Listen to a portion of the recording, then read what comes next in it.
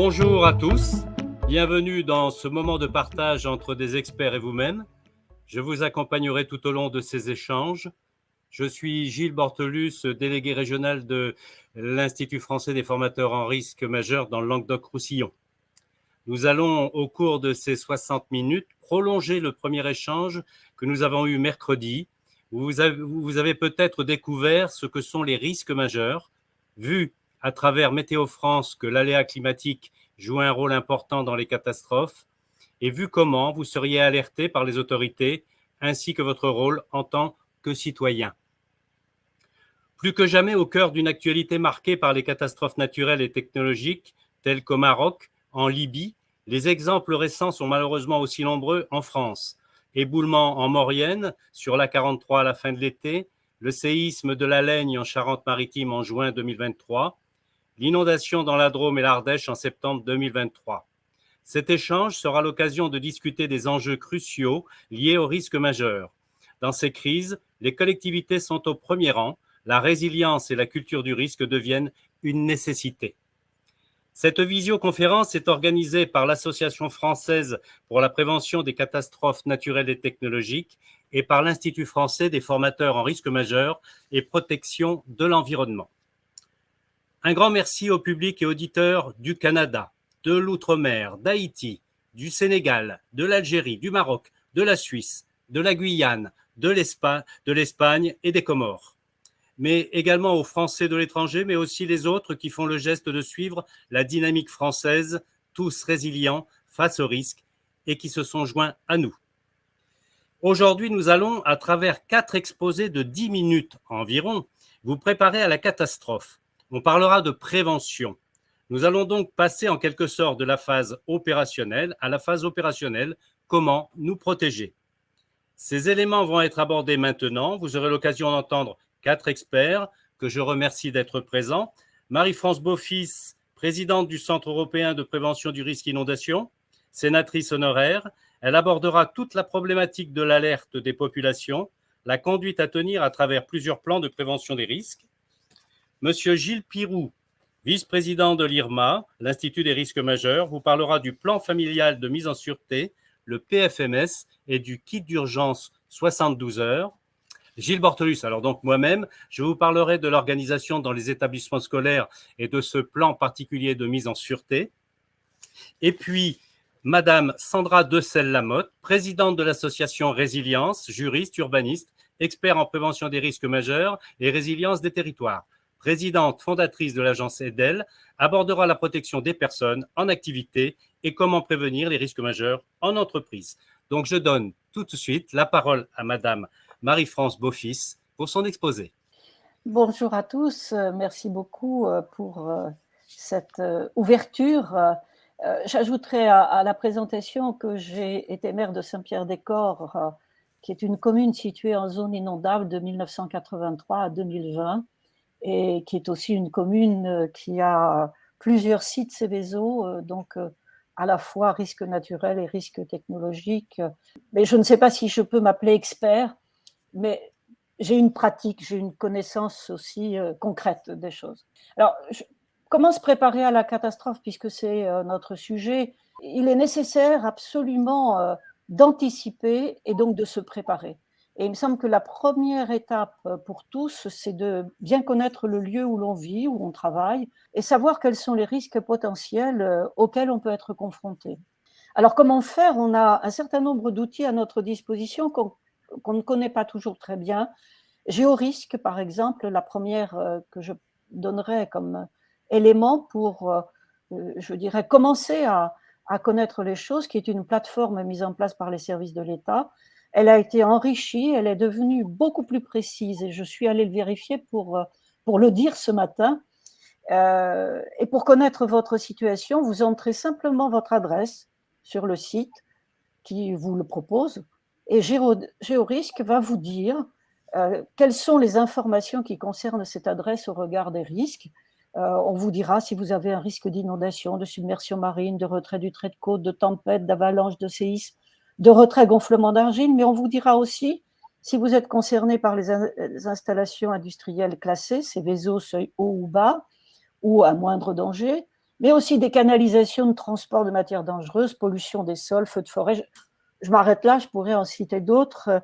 Et pour chacun de ces risques, on vous dira si c'est un risque important, moyen ou faible. À partir de cette première étape de connaissance, vous allez donc avoir des premiers éléments pour vous permettre d'aller plus loin. En effet, je crois qu'il est nécessaire d'aller ensuite rechercher des informations plus précises pour savoir quel doit être le comportement de chacun en cas de crise. Si vous êtes en zone inondable, votre comportement, par exemple, sera différent si vous êtes concerné par un débordement de cours d'eau. Et je rappellerai que des repères de crues dans votre commune peuvent être existants historiquement ou avoir été apposés parce que la commune peut très bien ne plus les avoir conservés sur le plan historique. Et vous pouvez aussi constater une différence si vous êtes sur une crue lente ou sur une crue rapide.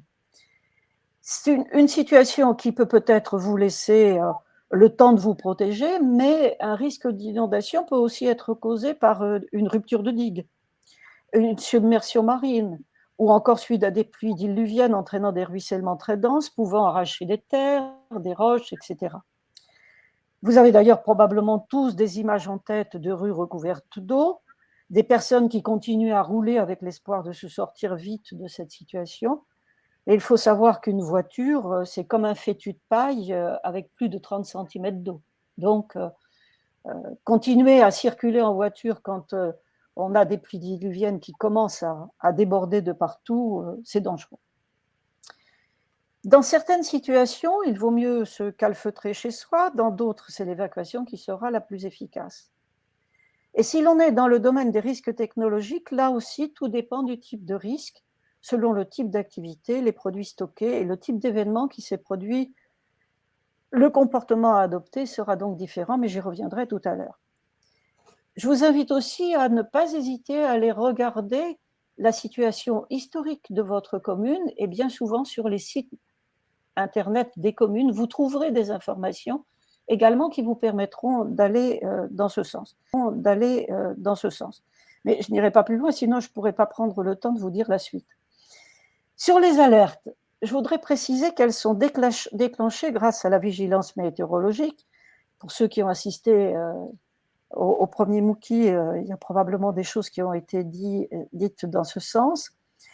Donc c'est Météo France qui est dans ce recueil et qui a une information qui est relayée par les médias, la radio, la télévision, en tout cas, médias du service public pour être sûr que le message est correctement transmis. Et vous aurez donc tous les messages d'alerte que l'on peut avoir dans ce domaine.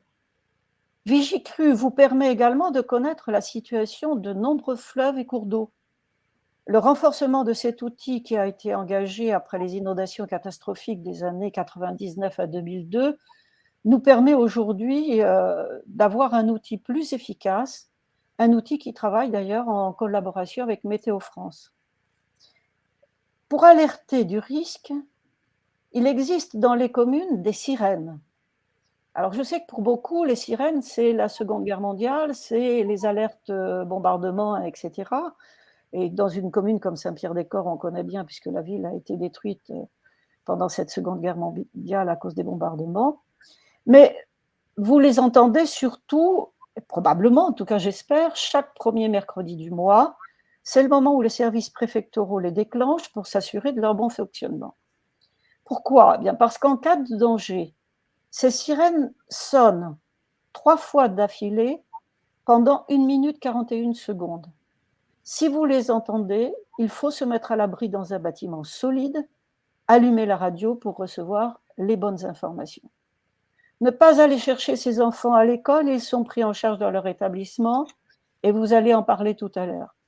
Préparer les objets de première nécessité, là aussi vous allez avoir une présentation tout à l'heure. La fin de l'alerte est un son continu de 30 secondes de la sirène et vous pouvez ressortir et vaquer à vos occupations. Je dois préciser que les sites industriels Seveso doivent avoir également des sirènes qui sont apposées généralement dans l'enceinte de l'entreprise et qui permettent d'alerter le voisinage immédiat situé dans le périmètre prévu pour le plan de prévention des risques technologiques. Le déclenchement est sous la responsabilité de l'entreprise, mais dans le cadre d'une conception de la prise en charge du risque définie avec les services de l'État. Depuis la fin juin 2022, un nouvel outil a été créé qui s'appelle FR Alert. Et si vous allez sur son site, vous verrez que la dernière alerte qui a été donnée est celle du risque d'inondation rapide dans le Var et ses affluents le 26 septembre, et que pour beaucoup des précédents événements, ce sont des risques technologiques qui ont été donnés comme alerte. Mais surtout, ce nouvel outil dont on discutait depuis longtemps permet d'envoyer des messages sur les portables des personnes géolocalisées dans la zone concernée par la crise.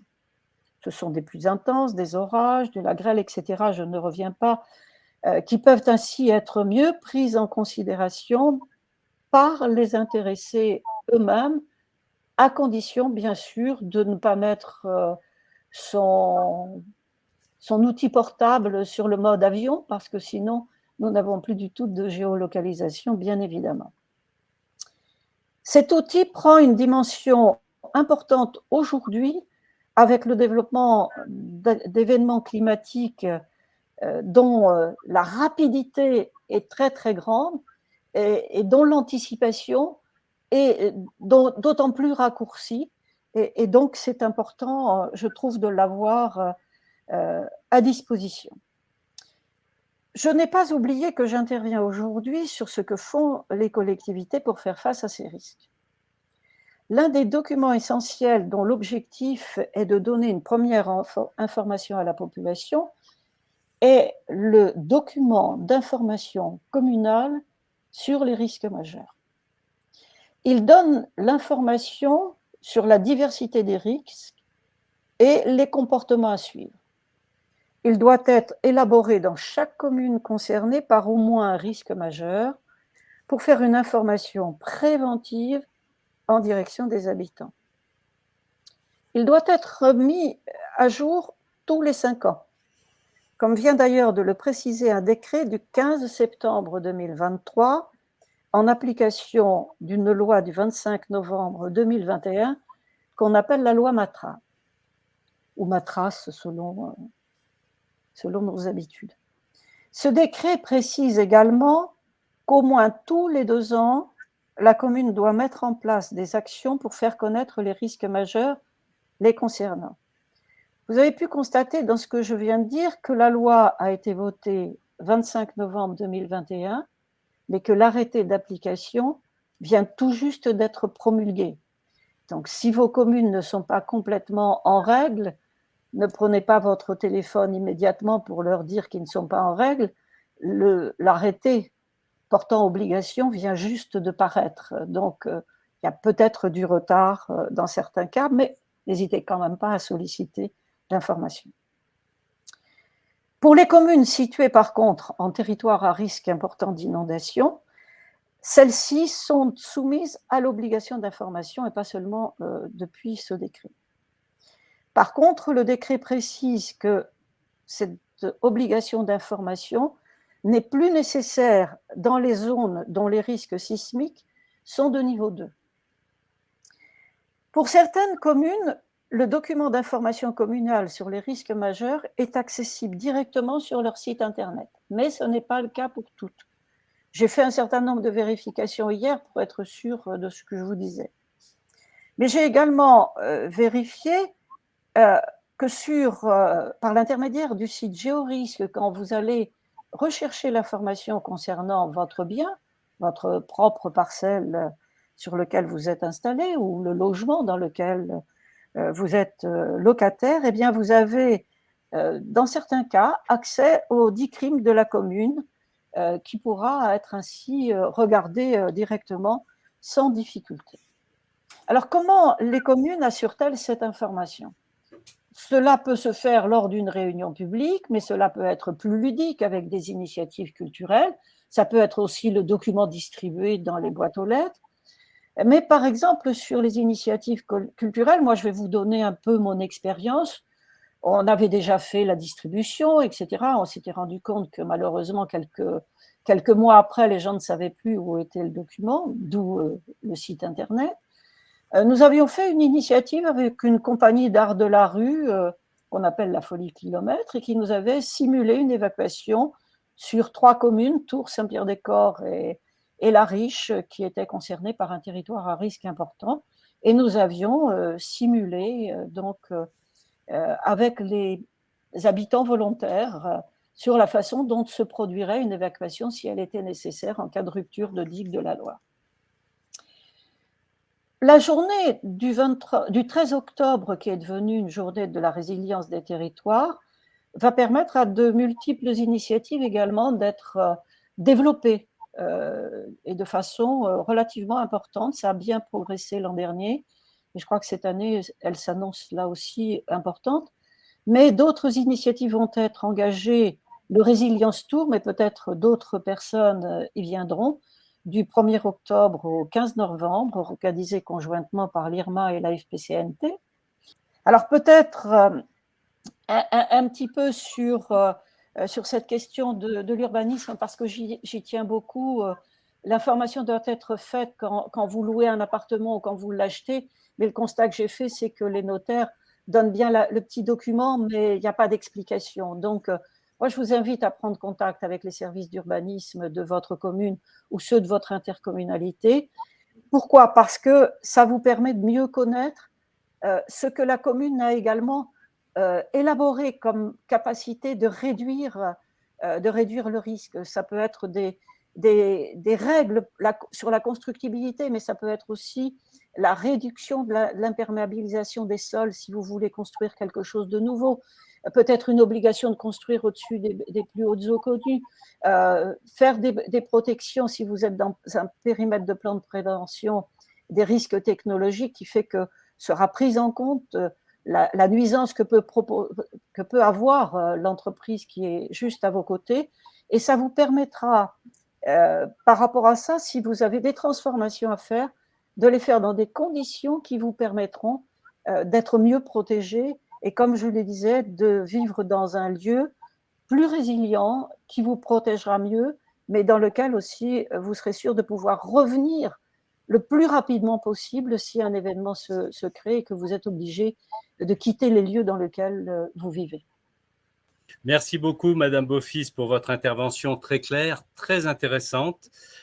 Nous savons maintenant comment l'information viendra jusqu'à nous, mais que faire ensuite? Réagir, mais comment? Monsieur Gilles Pirou va nous apporter des éléments de réponse à travers le PFMS. Monsieur Gilles Pirou, c'est à vous.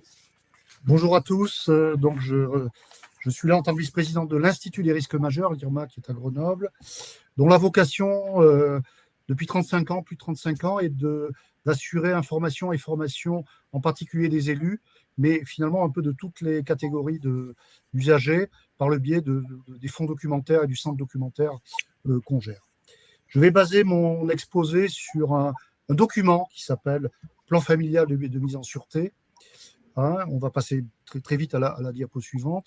Document qui a été coélaboré par l'Institut et le ministère de l'Intérieur il y a déjà quelques temps et qui va vous donner quelques repères pour finalement se préparer à une attitude à adopter et peut-être une organisation anticipée quand on est susceptible d'être soumis à un risque majeur. L'idée, c'est de s'informer, de réagir, de se préparer et d'être prêt quand la crise arrive. La question, c'est pourquoi, quand il y a une crise, on doit se préparer. Parce qu'effectivement, on a un certain nombre de services, l'eau, l'électricité, voire la téléphonie, j'y reviendrai un petit peu en écho ce qu'a dit Marie-France, mais aussi les difficultés pour les services de secours ou pour l'approvisionnement du quotidien.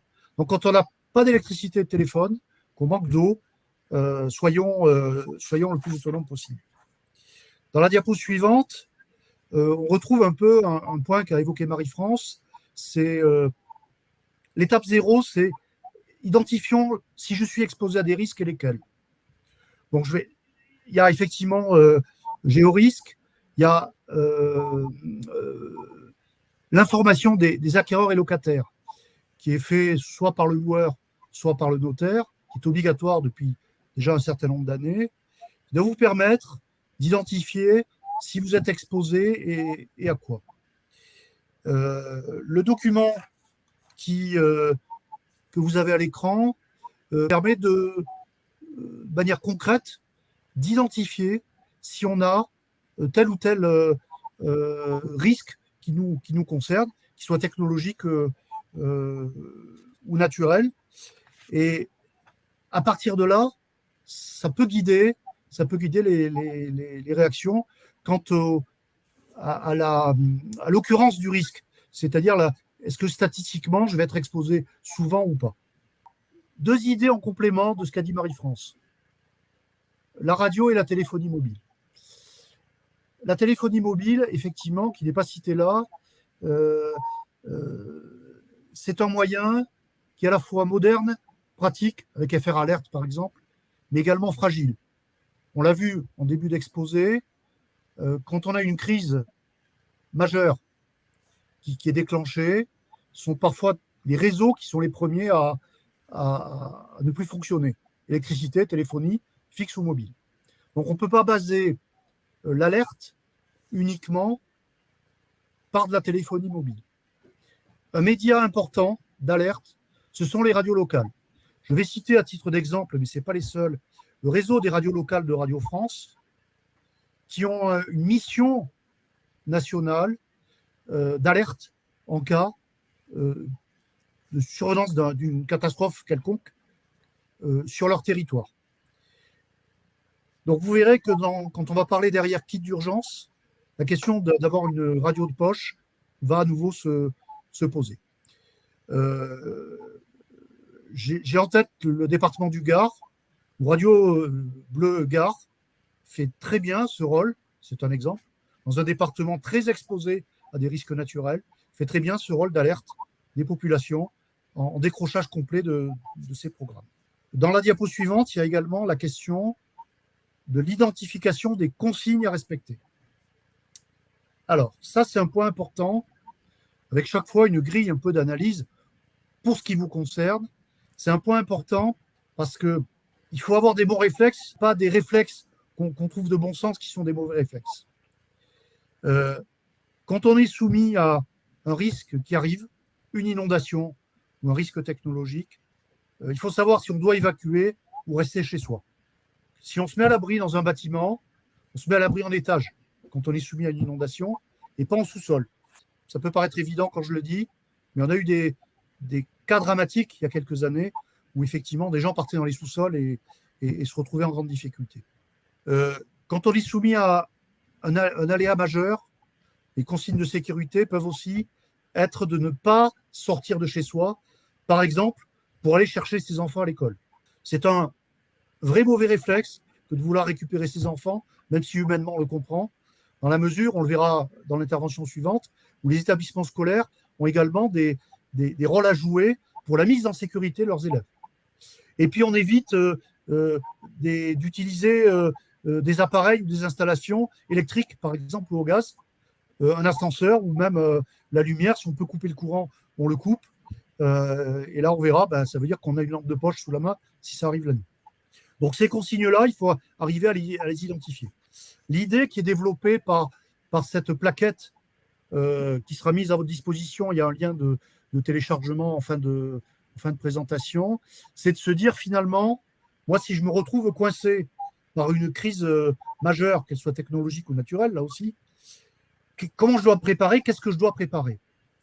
L'idée du kit d'urgence, c'est de préparer, d'avoir sous la main un certain nombre d'équipements pour pouvoir se signaler auprès des secours, subvenir à ses besoins essentiels, que ce soit nourriture et boissons ou médicaments importants, laisser son habitation ou son lieu de travail, parce que ça pourrait marcher aussi dans des conditions correctes, et puis rester informé de ce qui va se passer. Donc vous avez une liste ici, je vais pas la détailler, sinon on va exploser le temps. Chose importante, c'est les clés, le téléphone, les papiers. Si vous avez un bijou de famille qui est important, prenez-le. C'est les médicaments et les ordonnances. Voilà, c'est les choses qu'on oublie. Et puis on se retrouve, quand on est 3 jours hors de chez soi, on n'a plus les médicaments importants si on a un traitement de fond. Voilà. Et éventuellement, si on a des enfants, peut-être de quoi les occuper. Et puis sur la diapo suivante, on revient à la question kit d'urgence et consigne de mise à l'abri, où il faut, je l'ai un peu dit, que ça soit en cas de mise à l'abri ou en cas d'évacuation, trouver l'endroit le mieux adapté chez soi. Je vous disais un étage et pas un sous-sol, je le redis. Ça peut paraître du bon sens quand je le dis comme ça, mais encore faut-il y penser. Et puis évacuer dans des conditions correctes. Je vais vous citer un exemple sur l'évacuation. Quand on a une inondation, tout simplement, on ne va pas essayer de prendre sa voiture. C'est pas grave si la voiture est dans l'eau et qu'elle tombe en panne. C'est beaucoup plus gênant si vous passez sur un pont submersible ou submergé, parce que là, elle va faire bouchon de liège, elle va partir flotter dans la rivière. Pour poursuivre sur cette présentation sur la diapo suivante, ce qui est proposé dans ce document, c'est que les familles, les citoyens que nous sommes, puissent tester ce document et puissent travailler sur ce document en famille. Ça a 2 avantages. Ça a le premier avantage de se préparer au mieux et le deuxième avantage de dédramatiser un petit peu les choses. Je finirai par la dernière diapo. Dans les choses à préparer, il y a un certain nombre de numéros utiles. Là aussi, si on base tout sur le portable et que plus rien ne fonctionne, ayez dans votre memento d'évacuation, de mise en sécurité, vos numéros utiles, la mairie, parce qu'on ne l'a pas forcément sous la main, les assurances, le service des eaux, le gaz, enfin voilà, vous avez tout ça là. Et la dernière diapo vous donnera les liens pour télécharger tout ça. Donc il y a 2 documents, il y a ce document que je vous ai présenté, et puis il y a un petit visuel kit d'urgence qui peut être intéressant pour, là aussi, travailler avec les enfants en famille sur ce que ça peut être. Merci, Monsieur Pirou, pour votre intervention. Le décor est planté. Nous savons maintenant ce qu'il est conseillé de faire chez soi. Mais qu'adviendra-t-il de nos enfants, ceux que nous avons déposés le matin à l'école, ou pour les plus grands, ceux que nous avons déposés au collège ou au lycée? Eh bien, je vais vous expliquer maintenant à travers un petit diaporama ce que l'Éducation nationale a préparé. Alors, vous avez sur cette première diapositive 2 notions, le plan particulier de mise en sûreté et le plan particulier de mise en sécurité face aux menaces majeures. Donc, on a, depuis quelque temps, regroupé dans les PPMS ces 2 valeurs, le risque majeur et la menace majeure, il faut le savoir. Alors, la différence entre sûreté et sécurité, pour moi qui suis un ancien sapeur-pompier, dans la sûreté, on a le temps de se mettre en sûreté. Ça ne veut pas dire on va mettre 3 jours pour se mettre en sûreté, mais on a 5-10 minutes pour le faire. Alors que dans la sécurité, c'est immédiat. C'est comme en exercice d'évacuation incendie, il faut le faire en moins de 3 minutes dans un établissement scolaire. Donc le plan particulier de mise en sûreté, on va revenir sur la sûreté, c'est un outil opérationnel et culturel dont l'objectif est la protection des personnes en cas de risque majeur. Et nous avions vu dans le premier MOOCs ce qu'étaient les risques majeurs. Les objectifs d'un plan particulier de mise en sûreté, c'est de faire comprendre d'abord à la collectivité scolaire la nécessité qu'il y ait un plan d'organiser dans l'établissement pour obtenir des comportements adaptés à la situation en cas d'accident majeur. Il faut que ce document contienne une information claire sur les risques majeurs auxquels l'établissement peut être confronté, les consignes à appliquer dès le déclenchement du plan et la dimension éducative. Dans les risques majeurs auxquels l'établissement peut être confronté, on a vu tout à l'heure avec Marie-France sur quel sur quel site on pouvait récupérer ces informations, sur GeoRisque par exemple, ou sur le DICRIM qui a été fait par la mairie ou le plan communal de sauvegarde qui a été établi par la mairie. L'éducation citoyenne, donc le PPMS, l'éducation s'inscrit dans le cadre de l'éducation citoyenne, ça fait partie du socle commun des compétences pour les professeurs, pour les enseignants. Il faut faire prendre conscience aux élèves que chacun doit être attentif à sa propre sauvegarde et qu'elle peut contribuer à celle des autres. C'est important. En développant l'idée qu'un comportement responsable et solidaire permet de faire face plus efficacement aux risques collectifs. Il reste dans tous les domaines, dans toutes les matières, de la maternelle jusqu'à la terminale, des entrées pour parler des risques majeurs. C'est ce que les professeurs font à travers leurs différentes missions. Donc le volet culturel, meilleure prise en compte du risque majeur dans leur vie de citoyen, culture du risque, et opérationnel, la mémorisation des conduites à tenir pour savoir préserver leur vie et celle des autres. L'objectif du PPMS, c'est d'être prêt face à une situation de crise, à assurer la sécurité des élèves et des personnels en attendant l'arrivée des secours extérieurs et d'appliquer les directives des autorités. attendre l'arrivée des secours extérieurs. Pour moi, toujours ex-pompier, le PPMS, c'est comme une bulle d'oxygène qu'on va donner à l'établissement scolaire. Ça veut dire que on compte sur l'établissement scolaire pour gérer la situation. S'il n'y a pas de risque particulier, si l'établissement peut gérer, il va rester en autarcie avec ses élèves. Les pompiers se déplaceront s'il y a un accident, s'il y a un malaise ou une jambe cassée, les pompiers se déplaceront. Mais tous les établissements dotés d'un PPMS, ce sont des établissements qui sécurisent le fonctionnement global d'une institution. Pour ce qui est des parents qui pourraient s'inquiéter de savoir si l'établissement scolaire où sont leurs enfants possède un PPMS, eh bien, il faut poser la question au chef d'établissement parce que c'est important, parce que le jour où ça pourrait arriver, si vous êtes infirmière dans un hôpital, vous allez dire, ben non, je dois quitter l'établissement parce que mes enfants vont se retrouver sur le trottoir. Donc, il est important de savoir si votre établissement scolaire a bien son PPMS. On est à peu près à 95% de couverture au niveau national sur les PPMS. Dans les obligations de l'autorité compétente, quand on parle d'autorité compétente, il faut savoir que le maire est responsable de l'organisation. Il est à ce titre directeur des opérations de secours jusqu'au déclenchement d'un plan de secours qui pourrait être un plan hors sec déclenché par exemple par le préfet. Le préfet devient le directeur des opérations en cas de déclenchement d'un plan de secours. Il le devient également si le conflit, le problème qui touche l'école, la commune, dépasse les limites de la commune, ou si le maire lui-même fait appel au préfet pour l'aider, ou si le maire est totalement défaillant et qu'il ne peut pas gérer la situation. Donc le préfet devient directeur des opérations, parce que ça englobe également les opérations de secours. Et il faut savoir également que le directeur des opérations de secours a une obligation de résultat. Contrairement à ce qu'on peut mettre en parallèle les sapeurs-pompiers, qui sont les commandants d'opérations de secours, qui ont une obligation de moyens. C'est-à-dire que il y a le feu dans une maison, les pompiers ont l'obligation de venir dans un temps donné, qui est défini dans un schéma départemental type, dans un temps donné, avec les moyens en hommes et les moyens en eau. Si la maison brûle, ça n'est pas de leur faute. Eux, ils ont tout amené sur place pour pouvoir régler le problème. Ils ont une obligation de moyens. Alors que le maire a une obligation des résultats. Eh bien, le chef d'établissement, en attendant l'arrivée des secours, est le directeur des opérations de secours dans son établissement scolaire. Donc, c'est à lui de gérer de manière à ce qu'il n'y ait pas de victimes, obligation des résultats. Alors, une petite précision quand même, tout à l'heure, j'ai parlé des menaces majeures. Il faut savoir qu'en cas de menace majeure, de déclenchement d'un plan particulier de mise en sécurité pour menace majeure, le chef d'établissement, dès qu'il a passé le premier appel téléphonique au service de police, perd cette notion de directeur des opérations de secours et d'obligation de résultat. Il le perd et heureusement pour lui. Le déclenchement du PPMS va se faire dès l'audition du SNA, on en a parlé tout à l'heure, donc le signal national d'alerte, cette sirène issue de la Deuxième Guerre mondiale, effectivement, ou sur la demande des autorités. Donc les autorités, elles sont diverses et variées. Dans l'éducation nationale, il existe une chaîne qui part de l'inspection académique et qui contacte tous les téléphones portables de tous les chefs d'établissement. Donc, s'il y a un problème dans un établissement scolaire, le chef d'établissement reçoit sur son téléphone portable un message de l'autorité administrative de l'éducation nationale. Voilà. Donc, ça, c'est une des choses, mais la demande peut venir également de la police ou de la mairie ou de la gendarmerie qui se déplacerait. Vous pourriez également être le premier témoin d'un incident, c'est-à-dire que vous êtes arrivé le matin sur votre établissement scolaire et vous avez vu une fumée orange qui se dégageait au-dessus du bâtiment. Vous avez le droit d'appeler les services de secours pour faire un lever de doute et c'est eux qui verront si c'est un risque majeur ou pas.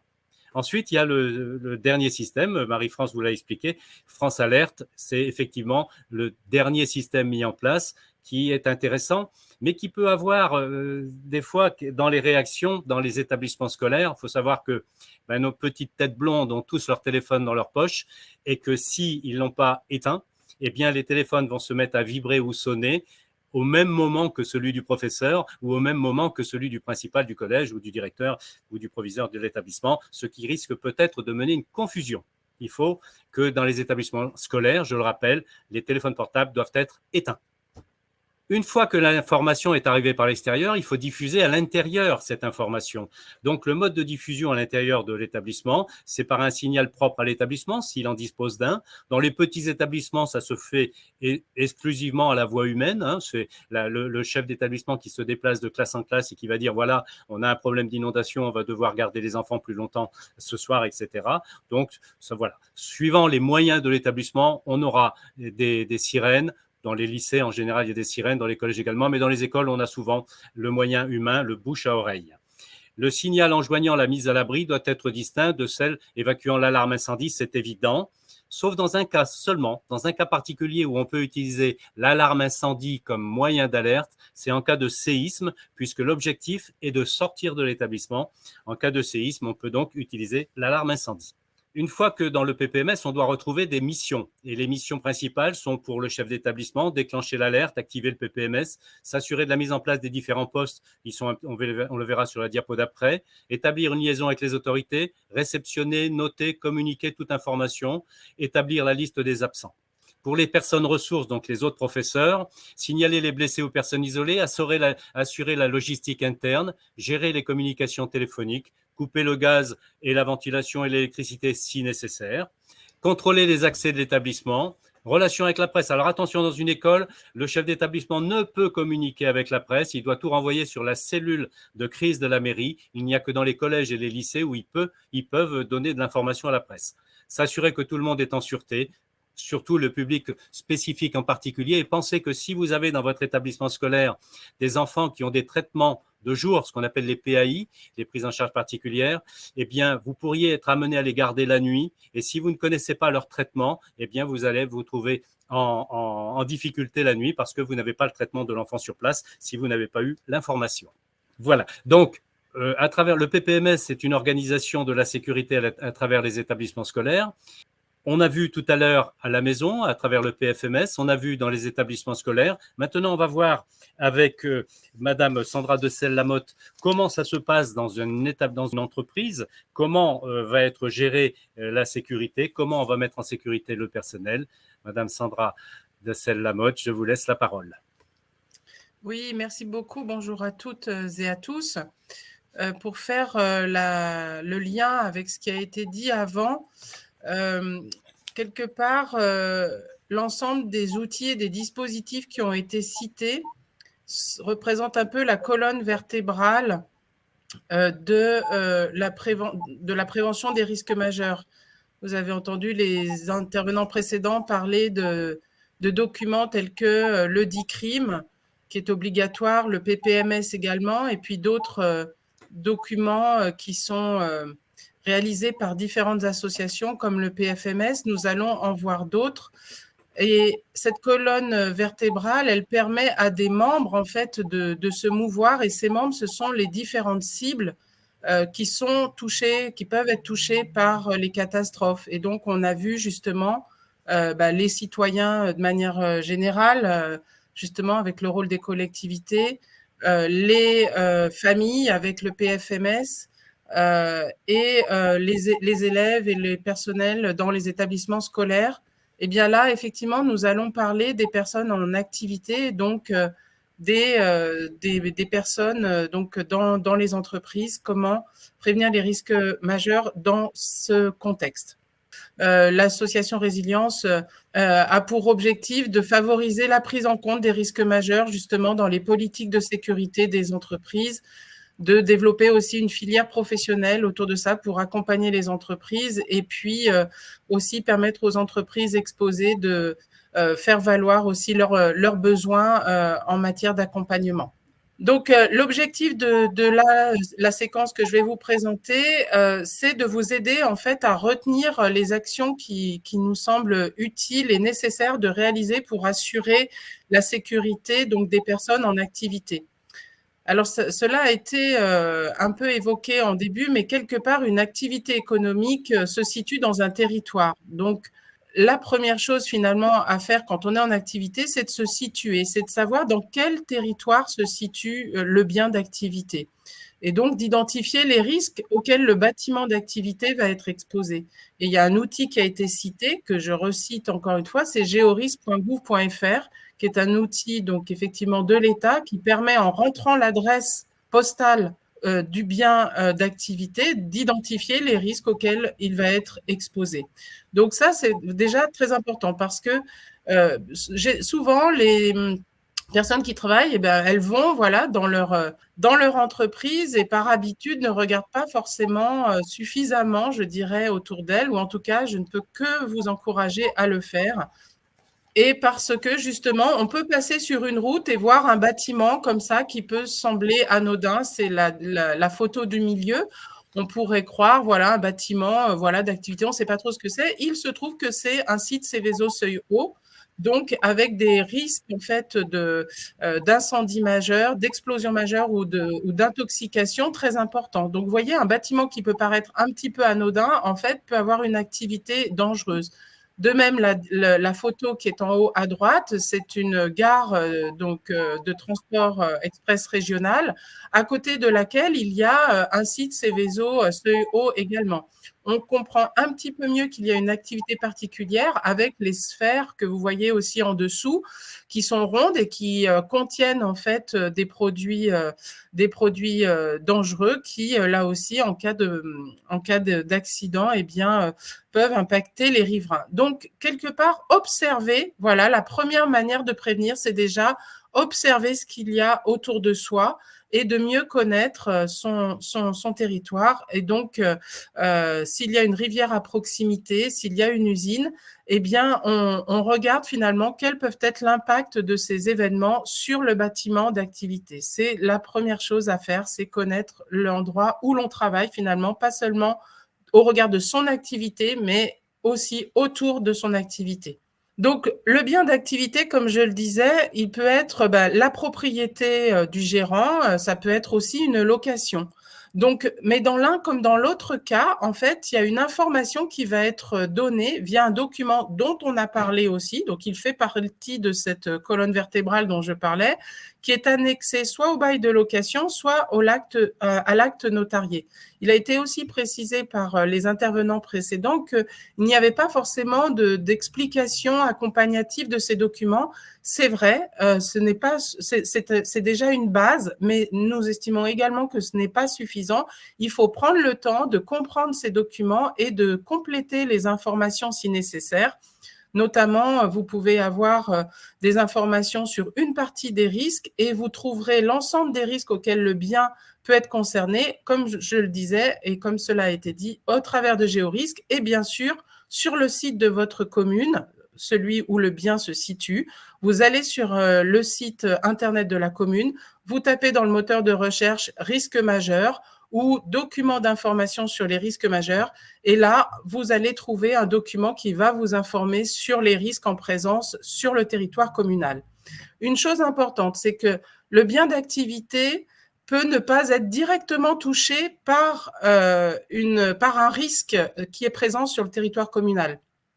Toutefois, l'activité peut être perturbée parce qu'il y aura eu un événement en lien avec un des risques. Par exemple, il peut y avoir un risque d'inondation sur le territoire communal, mais le bâtiment d'activité, lui, peut être sur une zone haute et pas concerné directement par l'inondation. Toutefois, en cas de problème, la gestion de la crise va concerner l'ensemble du territoire et donc vous, en tant que salarié ou en tant que dirigeant, l'activité peut être perturbée par cette gestion globale.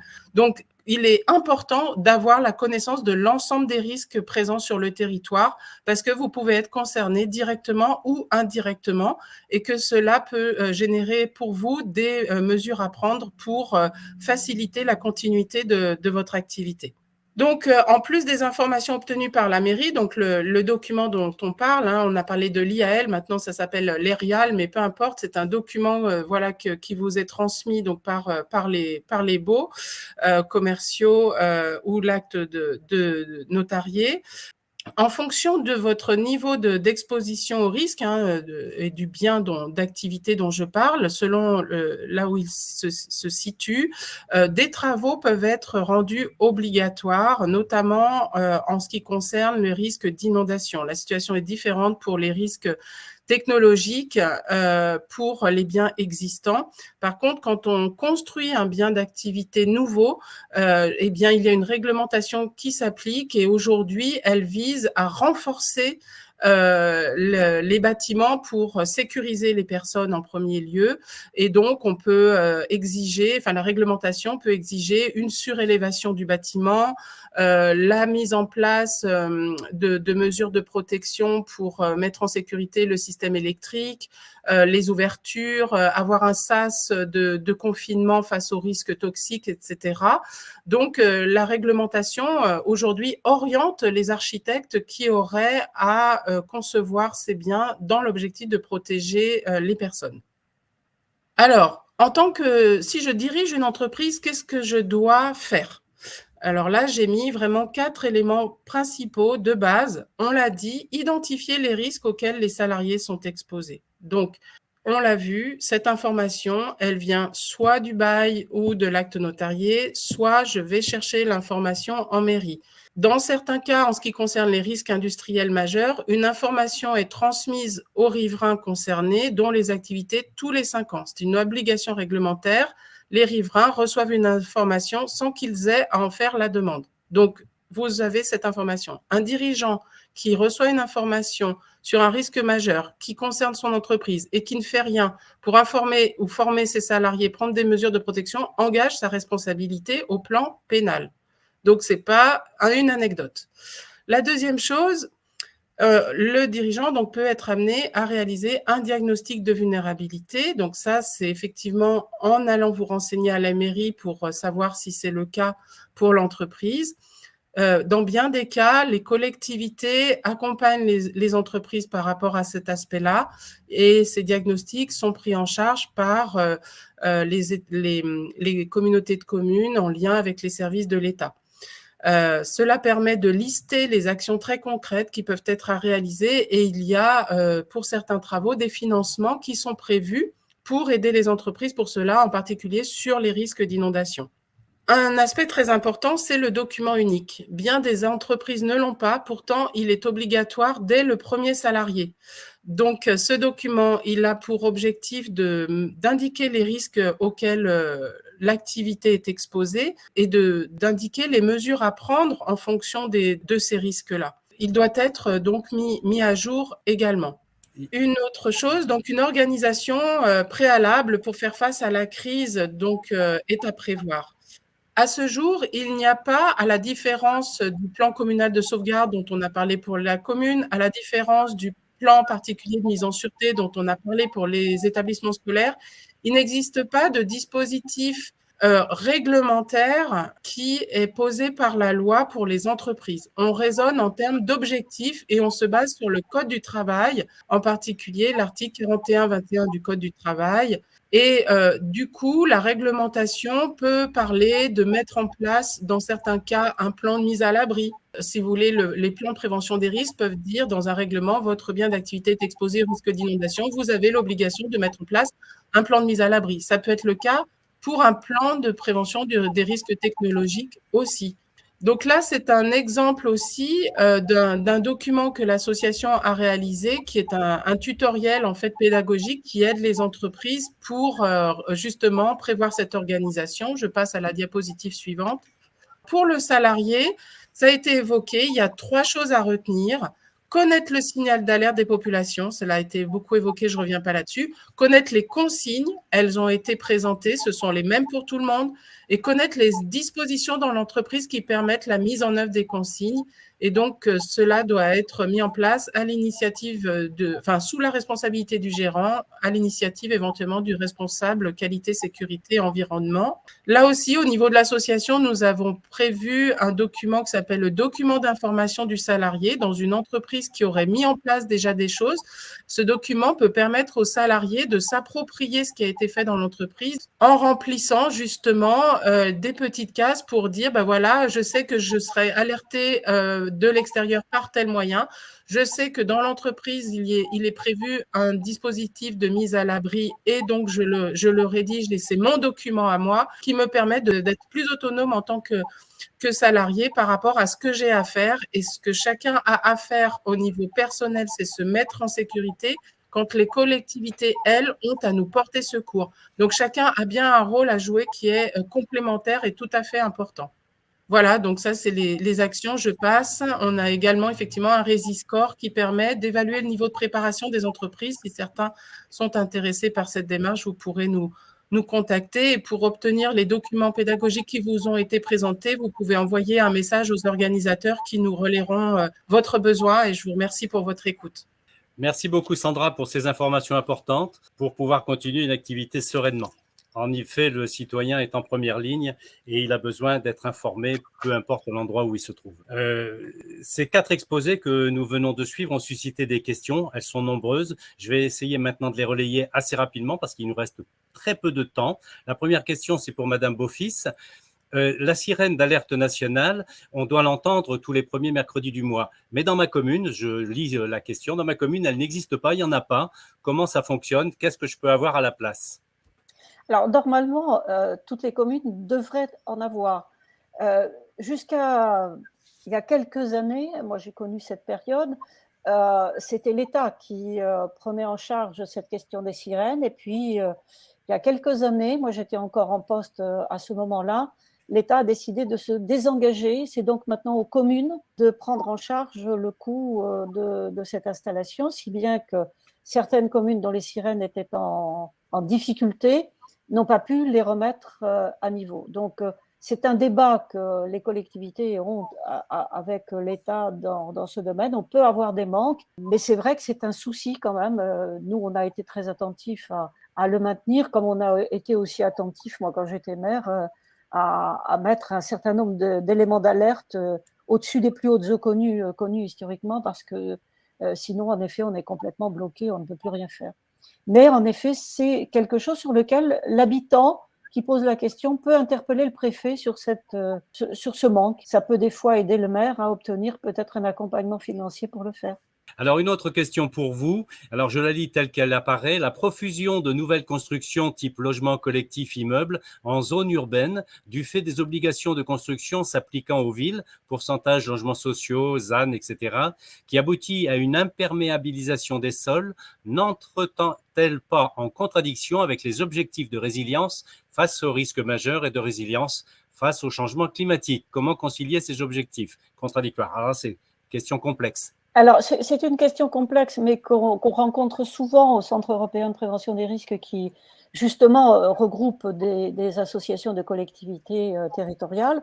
C'est la définition du projet d'urbanisme des communes qui sont concernées par ces risques.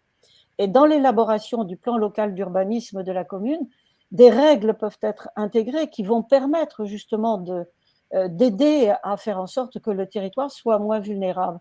Et là, les questions qui sont posées font que, en effet, ça peut paraître contradictoire, mais on peut le traiter.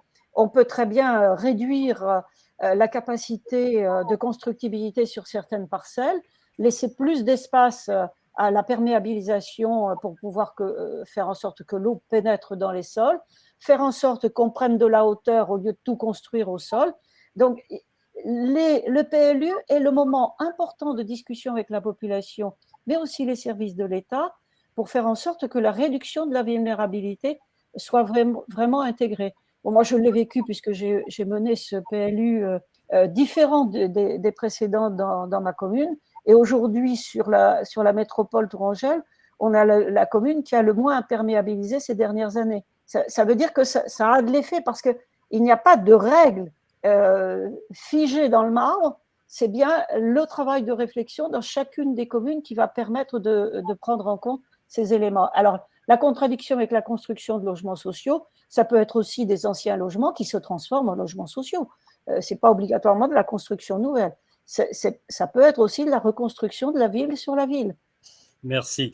Alors, une question qui concerne le PPMS, la question est-ce que les méthodes de mise en sécurité, si par malheur on était dans le cas de crise sanitaire grave ou de guerre, alors est-ce que ça serait les mêmes méthodes? Est-ce qu'on utiliserait le même système? Si on est en cas d'épidémie, on l'a vu avec le Covid, en fait, tant qu'on est en risque majeur, on respecte les consignes qui concernent les restrictions, les masques, etc., le port des masques. Mais si on est en menace majeure, et il faut peut-être faire la différence entre menace majeure et risque majeur, en cas d'attentat, par exemple, menace majeure, où il y a une interférence de l'homme, là, on abandonne toutes les mesures sanitaires, évidemment. Quand il s'agit de se mettre en sécurité, on abandonne les mesures sanitaires, si c'est une question de vie ou de mort. Donc, s'il y avait une guerre, on serait encore dans un autre domaine, l'école n'existerait peut-être plus, enfin, etc. Donc, on peut considérer que pendant que tout va bien, on va utiliser la même méthode, le PPMS, et puis en fonction des événements, ils sont adaptés par le préfet si c'est nécessaire. L'autre question, c'était est-ce que les parents ont besoin d'être informés de l'existence du PPMS dans l'établissement? Oui, je l'ai dit tout à l'heure. Non seulement ils doivent être informés, mais ils doivent chercher l'information s'ils ne l'ont pas, pour éviter de se retrouver à la porte de l'école et à venir chercher l'enfant, etc., alors que l'enfant est en sécurité dans l'école. Une autre question pour Madame Beaufils. Alors, quels sont les outils réglementaires existants ou à prévoir visant à impliquer et à inciter le citoyen à participer efficacement à la réduction de la vulnérabilité de ses biens, bâtis existants notamment? Les outils réglementaires existants sont peu importants, mais il y a quand même le PLU, dont j'ai parlé tout à l'heure, qui peut être une aide. Ensuite, c'est essentiellement en fonction des situations des collectivités locales et de leur mobilisation. Mais on peut avoir, dans le cadre d'une commune concernée par un plan d'aménagement et de prévention des inondations qui aurait été reconnu comme pouvant être cofinancé avec le fonds Barnier, dans ce cadre-là, avoir une partie des actions du PAPI qui va permettre d'intervenir pour accompagner les habitants, déjà pour faire un diagnostic de leur état du bâti et pour voir ensuite quels sont les travaux qui peuvent être faits. Mais c'est vraiment au cas par cas, ce n'est pas du réglementaire en tant que tel, ça dépend de la volonté des collectivités territoriales de travailler dans ce sens. Une question pour Sandra également. Si je suis obligé de rester dans mon entreprise en dehors de mes heures de travail, est-ce que celles-ci seront payées et est-ce que mon patron doit assurer ma sécurité pendant cette période où je serai contraint de rester dans l'établissement? Sur le fait que s'il y a une nécessité effectivement de rester dans l'entreprise pour réaliser une activité qui est demandée par le responsable, oui, ça ne change pas la nature de l'obligation du responsable de prendre les mesures de protection de la personne, effectivement. D'ailleurs, Gilles, si vous me permettez, il y a une personne effectivement qui a précisé document unique, le DURP, document unique d'évaluation des risques professionnels. Je ne sais pas si c'était une question pour dire est-ce que les risques majeurs sont bien dans le risque professionnel ou pas. En tout cas, je peux apporter une précision par rapport à ça si j'ai le temps. Oui, en 15 secondes. D'accord, bon, c'est un sujet effectivement sensible. Donc, j'ai eu l'occasion d'interviewer des responsables de la DRETS à ce sujet. La réglementation sur la protection des salariés, donc, elle est inscrite dans le Code du travail. Elle est construite par rapport aux risques existants dans l'entreprise, mais la responsabilité du chef d'entreprise qui lui reconnaît cette législation est plus large lorsqu'elle énonce l'employeur prend les mesures nécessaires pour assurer la sécurité et protéger la santé physique et mentale des travailleurs. Donc, c'est vraiment ce qui est à considérer. Je tiens à donner l'exemple de la canicule. On a dénombré, et par rapport à des statistiques qui ne sont pas forcément hyper consolidées, mais déjà 7 décès il y a 2 ans liés directement à la canicule pour des personnes en activité professionnelle. Donc, il est bien clair que, par ailleurs, il y a des dispositions là de la DRETS qui ont été données pour que les responsables d'activité prennent au jour le jour des mesures pour adapter la situation des travailleurs en situation quand ils sont exposés à des intempéries qui sont valables autant quand il fait chaud que quand il fait froid. Donc voilà, qui dit exposition à des risques naturels majeurs, dit disposition adaptée par le responsable pour veiller à la santé physique des travailleurs. Merci beaucoup Sandra. Je laisse la parole à Geneviève qui va clôturer notre petit film d'aujourd'hui. Bonjour à tous. Je crois qu'il faut remercier tous les intervenants qui nous ont donné ces informations qui sont essentielles. Maintenant, vous savez comment identifier les risques de la commune où vous vivez, où vous travaillez, avec le DICRIM, qui est vraiment l'élément qu'il faut avoir en tête.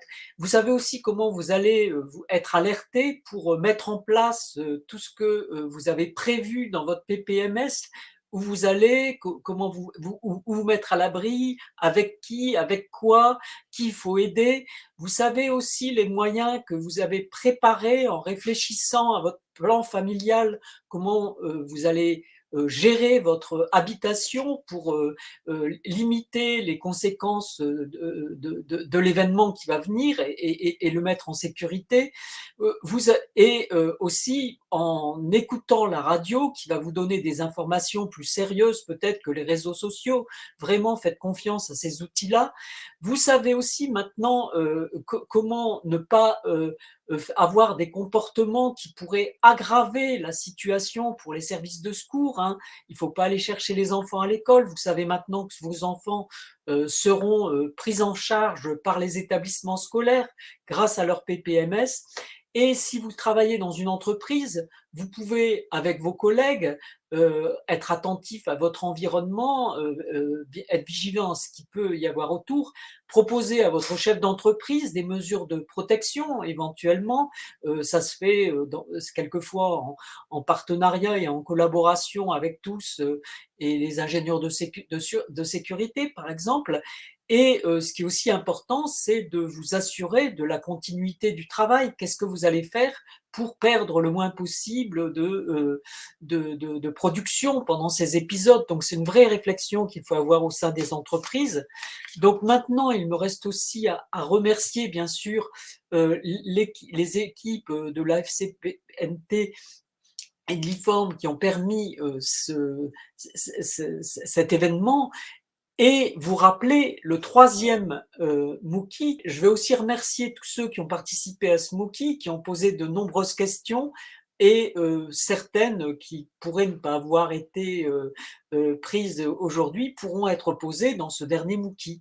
Voilà, merci à tous.